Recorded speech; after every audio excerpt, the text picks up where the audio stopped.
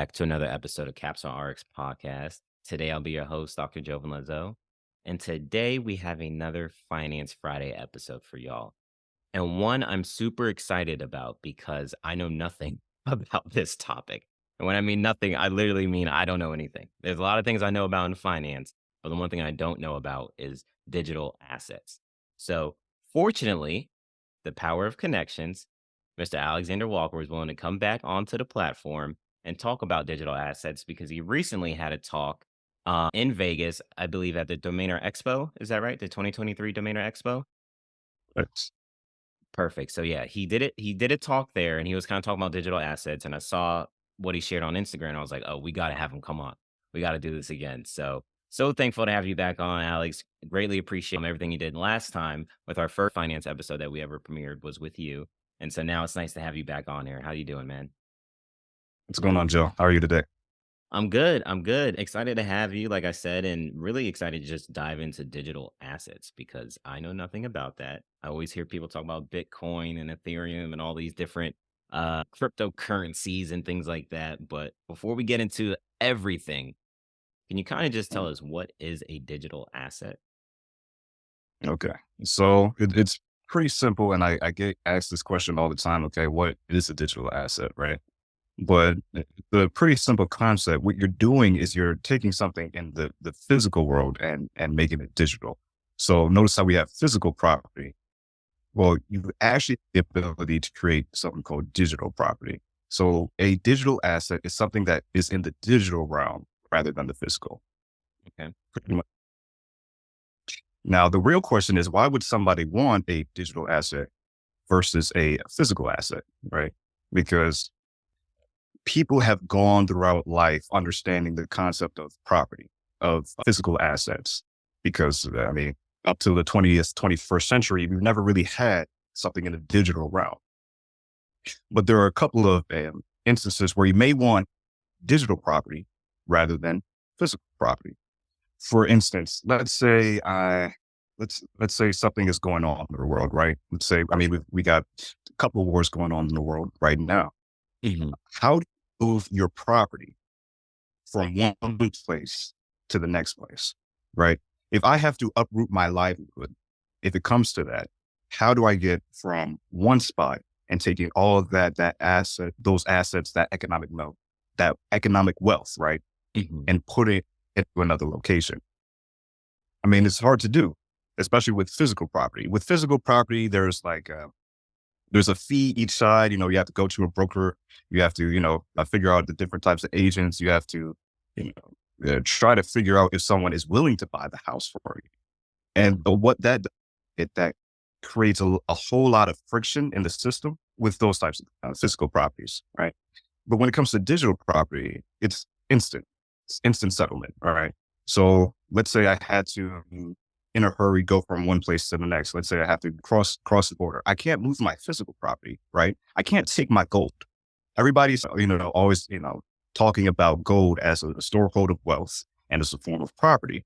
Yeah. But if I go to the airport, right, if I go to, BWI right now, right, no one is going to, they're going to give me a second look if I try to bring all my gold with me, right? Like that can't cross those borders. But with digital property, like I could just walk through and I'll have it on my phone, no questions asked, right? So there's power in a digital asset. There's power in having something that I can take from one spot to the next without people actually seeing the property, because that's one thing, right? Hmm. And taxing the property, because that's the other thing. So that's what a digital asset is. And those are just very, very few components of why you would want a digital asset versus a physical one. And hearing you say that, it made me think of two things. So, Mm. one, it sounds like there's no middleman when it comes to like a digital asset because you're saying like there's no like fees or anything like that with like a physical. You probably have to find a broker to sell the house to, or you got to transfer this. Let's say you're moving from a different country to a different country. You got to pay fees to convert the money into this money and all that. Like there's middlemen that's kind of in there, but with a digital asset, there's no middlemen. Exactly. And in fact, one of the key things when it comes to digital assets is, especially when it comes to Bitcoin in particular, the fact that there is little to no counterparty risk, right? So that's something that you're going to hear often in the digital asset space. Counterparty risk. Who's your counterparty? Is it the bank? Is it the broker? Because that could be a middleman, right? Is Yeah. there are these different kind of components? Are they causing friction in the system? Is it able to be transferred without having a counterpart? And so what Bitcoin does is it's actually one of those first concepts, one of those first forms of digital property where there's no counterparty, right? And there's no need for a middle person, a broker, or someone to collect a fee on either side. That's nice. Yeah. So that sounds like you get to keep more. And I like that. Get to keep a little bit more Oh of yeah, that asset rather than having to break it down with different middlemen, different fees, like you said, a bank as a lender or different things like that. And then so one is there's no middleman. And then the other thing I kind of grasp from what you're saying is I don't know if it's easily transferable or easily accessible, what the exact word I'm looking for is, but it's a lot easier to manipulate or move a digital one rather than a physical just because of one, it could be something that's literally tied into the land. It could be a house. Like you can't just move that infrastructure. You can't physically move that asset. Whereas something like digital, you can keep on your phone or maybe a hard drive or something like that to where it's really transportable to anywhere you go. right. It becomes I would have to say very important in times like these, right? When you need to go from one place to the other. I mean, what we're seeing right now in Gaza, what we're seeing right now in Israel, what we're seeing right now in Ukraine, you're starting to have these notions challenged of what is a property or what can I take with me. And when it comes to times like these, you want to make sure that you have a certain allocation towards something like a digital property, just in case you need to move to a different area. But that's just one use case of a digital property, right? There are many other use cases that digital property entails. Like for example, I think instant settlement is one thing that we take for granted, right? The fact that I can transfer from A to B without settlement. And I'm going to go on a little tangent. Just bear with me. So the way that I got into this is that I was doing some research and I got in contact with this person by the name of Ron Klein. And he's the creator of the credit card strip, right? So he created the MLS, so multiple listing service, the And that's for bond real estate? quotation Like the system. MLS is the real estate thing? Okay. I'm telling you. Okay. Yep. So that's the same dude that the bond quotation system and the credit card strip. So this is like the guy that created fintech before, fintech was a thing, right? Yeah. And I'm asking all these questions and I'm asking him like, okay, what's the future? And he's like, 100%, like no questions asked. It's blockchain technology. Now, why this is coming from the dude that created the credit card strip. So he knows something that I don't know, right? This, and one of the things we were talking about is the fact of instant settlement, right? If I go to a bank right now, it's not instant. I have to withdraw something, and then there's either a debit or a credit on the other side. It's not instant. If I go to Robinhood right now, if I go to Robinhood, Capital One, or any clearinghouse, I don't want to say clearinghouse. Let me rephrase that. Any brokerage firm, right? Okay. The settlement, the settlement on that is T plus two. So what does that mean? In layman's terms, it means if I sell something, right? If I sell an asset, if I sell my Apple, Tesla, or whatever stock I has, it takes 2 days for that to settle. But what if I need that money right now? Right? It takes 2 days to settle, and then 2 days or maybe 3 days or whatever the brokerage Yeah. says to be able to actually take out and withdraw from that account. So what that is causing friction in the system. But with the power of instant settlement, and it is liquid. That's the other key thing. Because it is liquid and it has instant settlement properties, I can just take, withdraw, or put in as much as I want, no questions asked, into this system, into this digital asset, something like Bitcoin. Gotcha. Yeah. And that's exciting because I'm thinking about myself whenever I got to transfer to something, it takes like 3 days. Exactly. Or I And, got to and pay a fee to make it immediate. I'm like, why do I have to pay to get my money now when it's my money? that's that's the other thing. And the fact that sometimes in certain cases, and this is where it gets down to like, what are the other use cases of Bitcoin? Yeah, or is it just, magic internet money, right? Yeah. Well, you have family somewhere. Let's say, like, I have family in Nigeria. People who I know have people, family in Venezuela, Lebanon, these different countries, right? Mm. So what they have to go through is they have to go through something like a bank, Western Union. That's the name of the bank. But you have to go to something like Western Union or um, another bank that allows for instant settlement, or not even instant settlement. You would have to go through another bank or another corporation in order to transfer money from, let's say, the US to somewhere like Nigeria, right? Or the US to somewhere like Mexico. That causes a lot of friction in the system as well. So it may take a couple of days before somebody is able to get that money. Not only that, but they're taking a portion of that as well. So people like using things like Tether, USDC, and Bitcoin for instant settlement across borders, because that's the other key thing of the network. You want to make sure that if I have money, I need to send it to you, and you're somewhere in the like South America, Asia, wherever, right? Yeah. Instantly convert that into your own money to be able to pay and purchase things as well. Okay. So And that is that. so with Bitcoin, right? That's probably like the one that we all hear about the most when it comes to a digital asset. I'm sure there's different kinds and whatnot. But what makes Yeah. Bitcoin so prominent or like so well renowned right now throughout society? Well, it's the one that works, because we've been trying to come up with something like this since maybe 1900s, even before that, right? For Wow. centuries, for years, we've been trying to come up with something like a perfect money, if you will, or a perfect property. Well, Hmm. and we've never really had it. We tried it with gold. Gold was our closest thing to it, or gold, property, just assets in general were the closest things to it. But Bitcoin became the first one that actually worked, that caught on. Because we had Zcash, we had, all these different types of ones in the early 90s that were trying to come up with the same different types of concepts, where it was like, it was internet money without the need of a counterparty. That all of those things were developing back in those days. And I would have to say with Bitcoin in particular, that was the one that actually caught on, that worked, that actually went through its phases. That was, people try to kill it 100 times, right? We thought Bitcoin was, dead back in like 2013, 15, right? 2017. In fact, even as close as this year, like there's still some people saying that, oh yeah, it's still dying off. But as it's gone through these different types of battles, as it's gone through security battles, it hasn't been hacked since it started, since it was, started back in 2008, hasn't been hacked.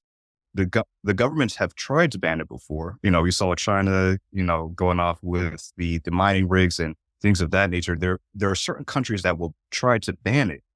But what they see is that there's still an ecosystem of people still using the currency.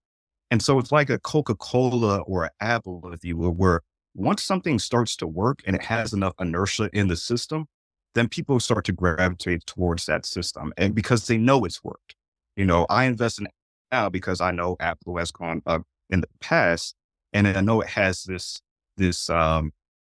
for some reason, I know that it has just the willpower, the strength, the capital, the manpower, right, Mm. to be a great in the future.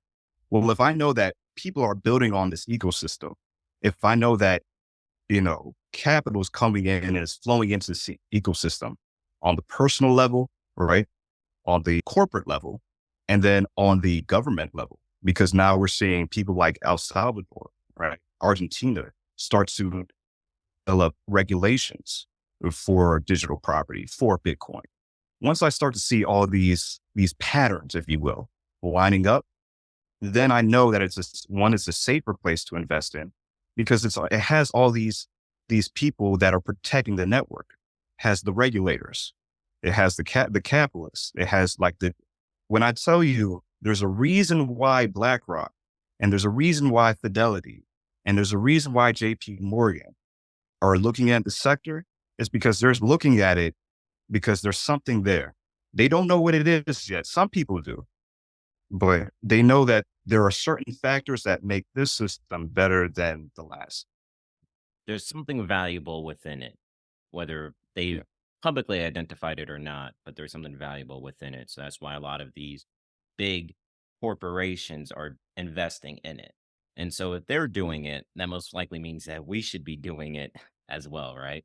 Oh no, I was gonna say the crazy thing is, and we talked about this a little bit before the show, but you're starting to see the narrative change throughout the years because, as we were saying, Bitcoin was supposed to die back in 2014, 15, 16, whatever, right? Yeah. But you're starting to see the narrative change, and people are still kind of hesitant towards it. For example, the JP Morgan right now, the head, Jamie Dimon, had said something recently saying that, okay, that he would ban all crypto. But at the same time, there is an institution called Onyx that's under JP Morgan looking at what?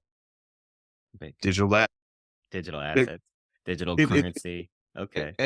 and so they will cause fear. They call it flooding in the community: fear, uncertainty, and doubt. They will flood something, Mhm. right?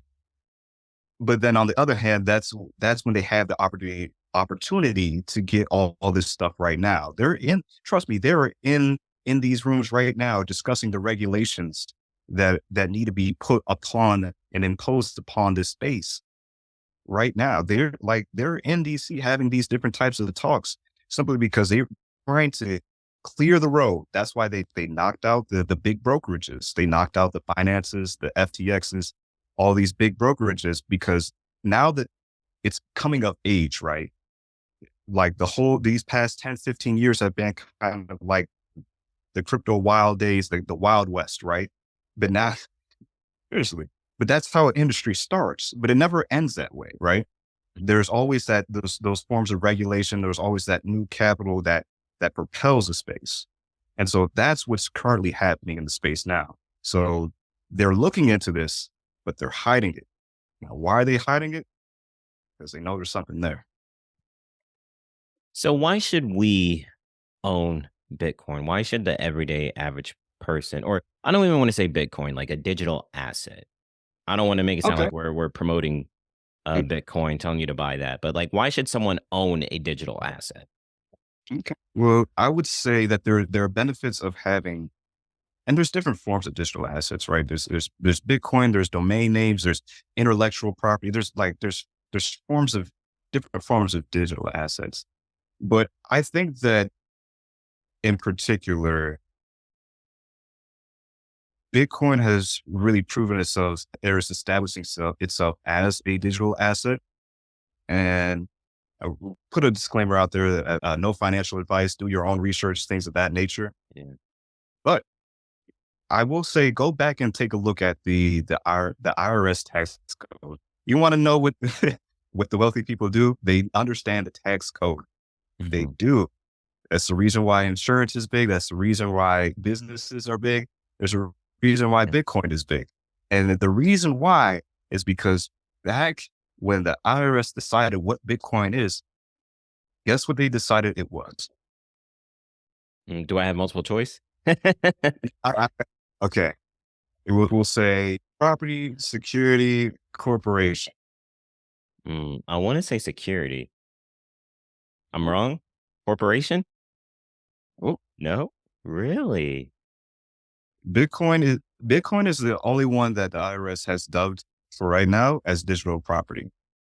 And Mm, so there is a key distinction between, property, securities, corporations, but property is the most important word in that sentence because with property, that means that it's something that you can own, right? They designate it as property, something that you can own.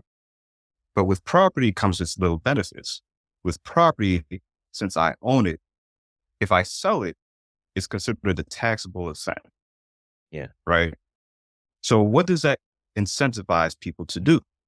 If I sell it, it's a taxable event. So in that case, why am I selling it? Right? I want Yeah. to be able to hold on to this asset as long as I can. Mhm. That's what rich people do, right? They hold a property, they hold beachfront property, art, all these different things. They just hold it for a very long time. And so the beautiful thing about property is that as it increases in value, you have the ability to take out loans and use that property as collateral, similar to what we were talking about with insurance, right? Yeah. So, Yeah, I see. so that is the see, man. They give out gems. They don't give out gems, but No, they don't give out gems no more. They don't give out gems like this. but that so that's the key right there.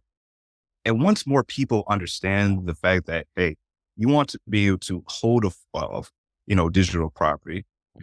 So as it increases over time, you have the ability to take out loans on the property. You can use that as collateral, right? And so what we found is a form of digital property that not only I can build out, right? Because it's a digital form of property. That's the other thing.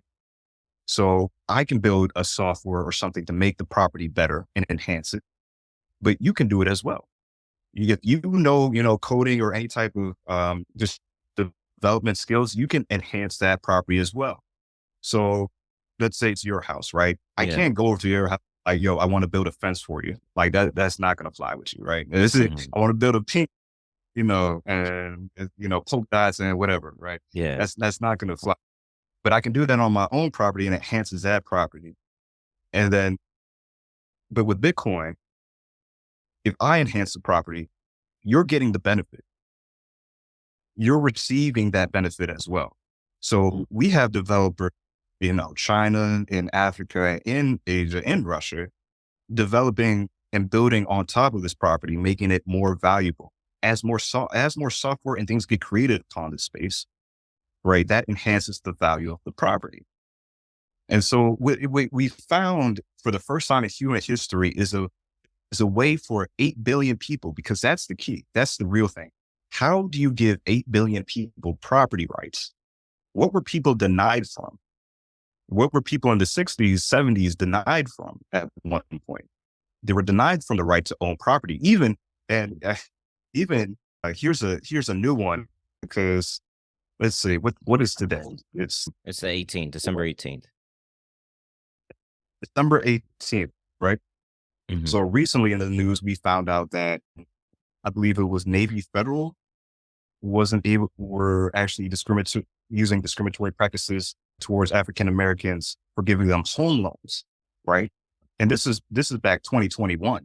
So this stuff still happened. So what you're giving 8 billion people the ability to do is to be able to own property no matter what race, religion, free, giving them the 8 billion people the ability to own property for the first time. And I think that is the most beautiful thing and the most ethical thing, because for the longest time, people haven't owned anything. How can I understand what digital property is if I've never had physical property? Like the this is the real thing. So it's a pyramid. It's something that people are starting to wrap their heads around. We're starting to see into this, because now for the first time you've had all these different types of things happen in one thing, but it's all digital. And so I think that's what makes Bitcoin just moral, not just moral, Yeah. but something that we should all just be able to look at and to be able to understand a little bit more. Because wait until not the countries will get in, the the wait until the countries get in, the companies get in, the technologists have gotten in already, Mm. but then also energy. Because once you start to realize that this is going to affect the energy sector as well, it's just another mind blow. So I would say those are my I would have to say that those are my reasons why you should look into the space and to look into digital property. Yeah, and there's so much to it, right? Like, we can go on for hours probably talking about Yeah. this, Re- because there's so much. So we'll definitely have to have you back on, to kinda maybe dive deeper into maybe Bitcoin and Ethereum, different digital assets, right?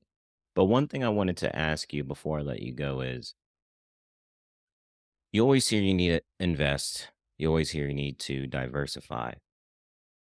Now, it sounds like you're recommending to people to start investing and searching into digital assets. Not saying to buy Bitcoin because we're not telling you to do that or anything like that, but this needs to be something that people need to start taking time to look into. It's just digital assets in general. Is that correct? Oh, 100%. 100%. 100%. And I would say simply because, there's a quote in the Silicon Valley world or just tech world that software is eating the world. That's been happening for ever since the internet came out, or even before that, all right? Because you had computers, you had, Apple, you had Microsoft. These were not even $1 billion companies anymore. We're looking at $1 trillion Yeah. companies. And it's simply because they realized the concepts that we're speaking about now. They realize that software, if they realize the fact that if you own software, you can, and you had the ability to digitalize something, right? Hmm. Then that you can basically decrease your costs down to basically zero, marginally zero, but then your yield explodes. For example, like we take a look at books all the time, but who Yeah. reads a book, right? Well, How I much, do, but I- I'm just like, messing with you. I'm messing with you. but yeah, no, Yeah, nobody does. it's, It's all but ebooks. It's all audiobooks, basically. ebooks, audio, and so all that work, all that effort, all that energy, right, has been like now compressed Yeah, it's been digitally condensed. and then sent to millions. Why do you think that, education, a lot of education likes to kind of present itself as scarce, right? Hmm. But a lot of information flow these days simply because we have the ability to digitalize, right? And so we know what digital files are. We know what digital music is, right? We Yeah. know what a digital ebook would be. But for Hmm. some reason, people have still kind of, I would have to say, missed it when it comes to digital property because it's really the same concepts, right? Except for with digital property, it's really an asset. Yep. With physical property, I can only put maybe 100, 1,000, 2,000 people in a house, right? But I have the ability to send millions to one form of digital property. Yeah. And so I think as this evolves, as time evolves, we're going to see a lot more things become digitalized, including, like you said, property. So those are Yeah. just my 2 cents. We'll definitely look into it. Hey, I greatly appreciate that.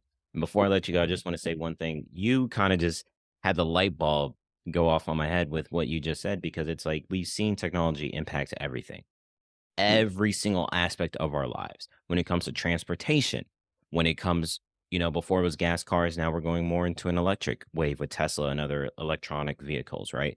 You're seeing it in healthcare.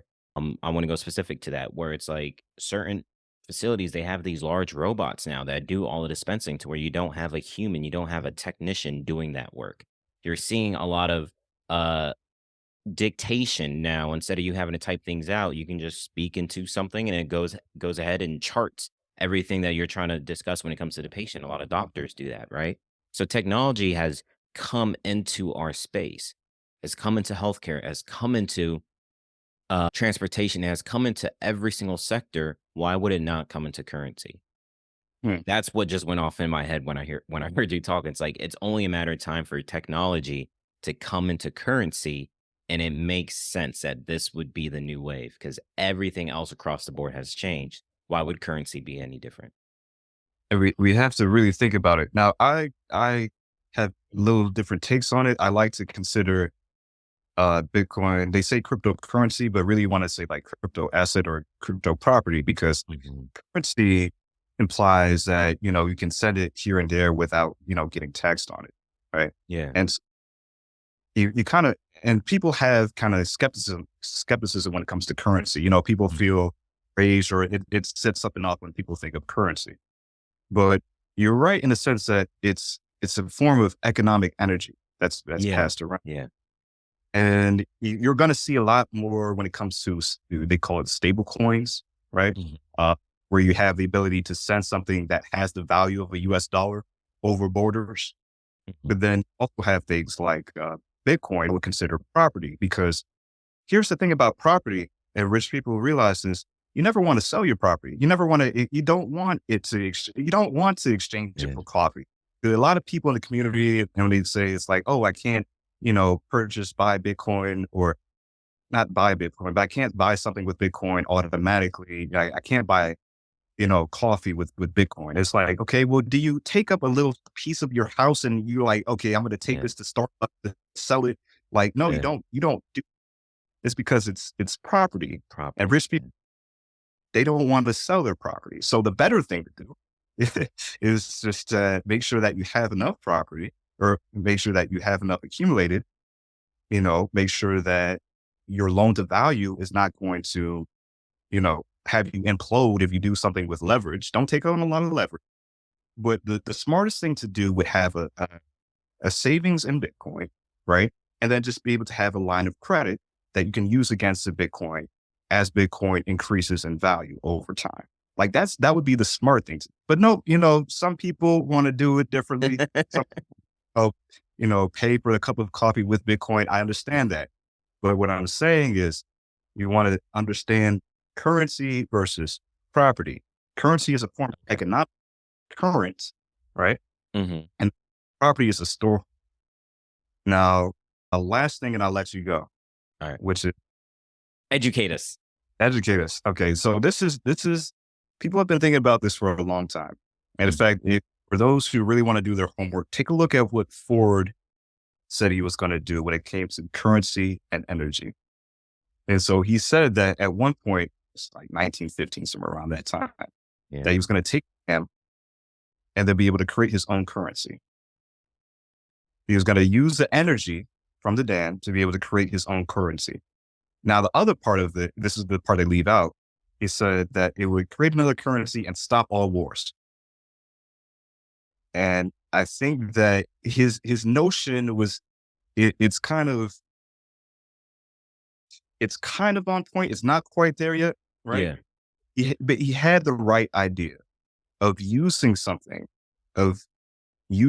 of value, like energy, and then create something like a currency, and then be able to send that across borders. He had the right idea. It just took 100 years for it to actually play out. And so, like I said, I would just encourage people to take a look into that story, because it really lays the groundwork for what Bitcoin and the whole digital asset space is. And do your research, y'all, because I would hate to see one of y'all on the news for some strange reason. Yeah. But yeah, Yeah. do Yeah. your re- I hear you. I hear you. I'm definitely gonna do my research.